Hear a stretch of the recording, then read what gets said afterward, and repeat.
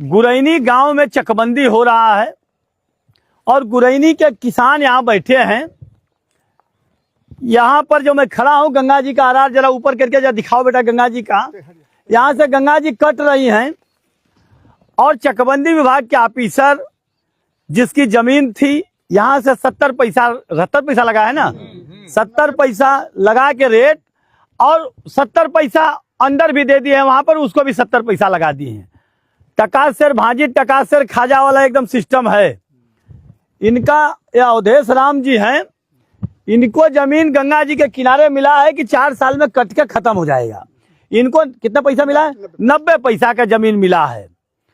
और समझ में नहीं आ रहा कि यह भी 70, वो भी 70, वो 90, मतलब ज्यादा जमीन देकर 36 बिस्सा जमीन देके 32 बिस्सा पाए हैं। और आप चाचा जी 10 बिस्सा आपकी जमीन, 9 बिस्सा जमीन है गंगा जी के किनारे मिल गया है। और मैं कहा था कि गुरैनी जाके आप लोगों को संतुष्ट करो। मैं खुला कह रहा हूं, अगर केस करना हो जिस अधिकारी को तो केस कर देगा। जिससे पैसा ये लोग लिए हैं उसको मालियत उसकी ज्यादा करके उसको ज्यादा जमीन देने का काम किया है, बढ़िया जमीन देने का काम किया है। जो गरीब आदमी 10 बिस्सा है, 9 बिस्सा है, अब 36 बिस्सा में ये है, इनको 32 बिस्सा जमीन गंगा जी के किनारे मिल गई है।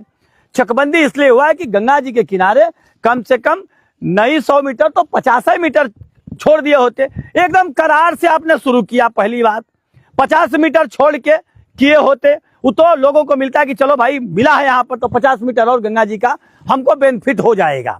अब जहाँ गंगा जी के करार से शुरू हो रहा है उनका 9 बिस्सा जमीन खत्म हो जाएगा। चाचा जी आप क्या कह रहे थे? डूबने वाली जमीन है और खराब जमीन है, उसका भी 70 पैसा 80 पैसा रेट लगाए हैं सब। अच्छा, 90 पैसा भी लगाए। आपकी जमीन का 90 पैसा लगा के मिला है। मैं इसीलिए कह रहा हूं कि अधिकारी चेत जाएं। मैं जानता हूं कि मेरा वीडियो बड़ा दूर तक लोग देखेंगे।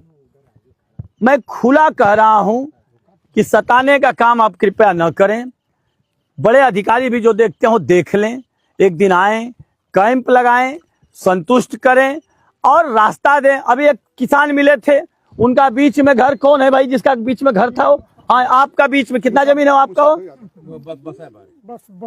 अरे कितनी है? 2 बिस्सा जमीन है, वहां पे वो अपना घर बनाए हैं। अब उनको वहां तक रास्ता भी नहीं मिला। चकबंदी होने के बाद अगर रास्ता नहीं मिलेगा तो कब रास्ता मिलेगा? तो चकबंदी क्यों हो रही है? मैं कहता हूं कि इस चकबंदी से 10% लोग खुश हैं, 10% लोग खुश हैं, 90% लोग ना खुश हैं। बहुत इसीलिए मैं कह रहा हूं कि जब नहीं खुश हैं लोग तो चकबंदी होने की जरूरत नहीं है।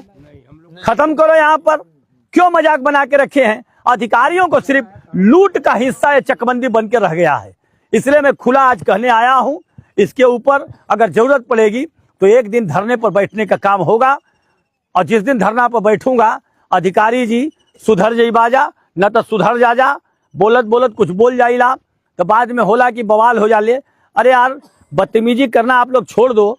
इतना पैसा लेके मरोगे नहीं क्या? कहाँ लेके जाओगे यार तुम लोग? समझ में नहीं आ रहा है। पुल गिर के लोग मर जा रहे हैं, कह रहे हैं कोई मरा ही नहीं।